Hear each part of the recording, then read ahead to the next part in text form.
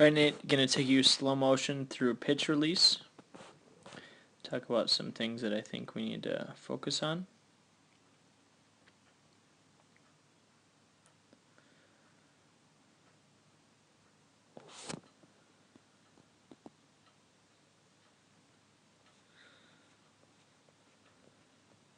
So something that we've talked about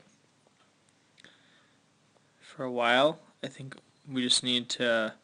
I like the position as far as the turn away. I think we should be looking at our target right now. We've talked about this before. I think we could be a little more aggressive with our movement forward, but if we weren't more aggressive with our movement forward right now, we would still want to. So let's say this. This compared to what we saw week 1, better. Do we need to change much of this? Not necessarily, but as you go into 2, you need to move. So right now we're not really moving. Our head is being stuck, okay, and we really haven't traveled anywhere while our leg goes down and while our hand goes down, okay. Yes, you have right here, okay, but this could be, there's more to be desired from this position. Let's say that doesn't change though, okay. Let's say that you are in this position as you go down the mound.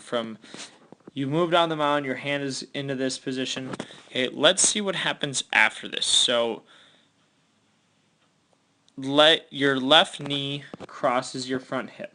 So at this point, sorry, that's a terrible line. Also not very good, but you can see that your left knee is clearly in front of your front hip. And we can see at this point what your drive leg looks like. So compare this position to what you see in high velocity throwers, and you're going to see their back leg is turned out. They still maintain torsion. Their back knee is still turned away. So if we don't have the mobility to do this, it is that much more important that we stay turned away with our whole lower half. And well, if our lower half is turned away, our upper half will be. So I would just encourage you to, we can move forward a little bit more aggressively, but if you don't, you still just have to maintain that turned away position, that counter rotation in your hips and in your back knee. Okay, so look at your knee position right here from the perspective from the left. It doesn't look as dramatic from the right, but we need to consider all views. We need to consider all positions. The one on the left, you can see what's going on. Going into foot strike. I'm not worried about you crossing across or stepping across your body like we see on the right. That's not significant.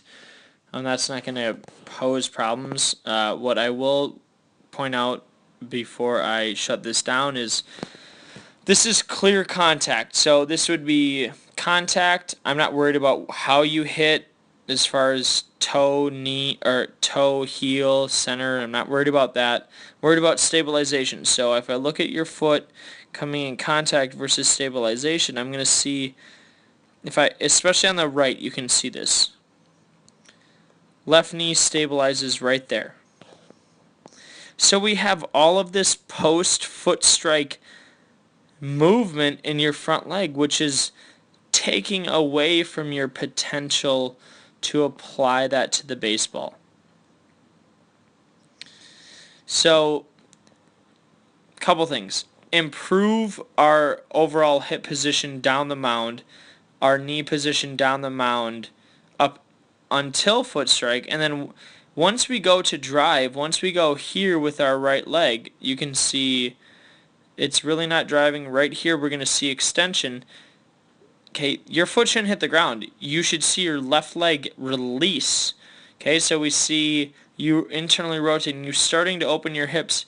Before you drive, sync those movements up. Right leg drives, left leg releases. Those are the things that we should be looking for.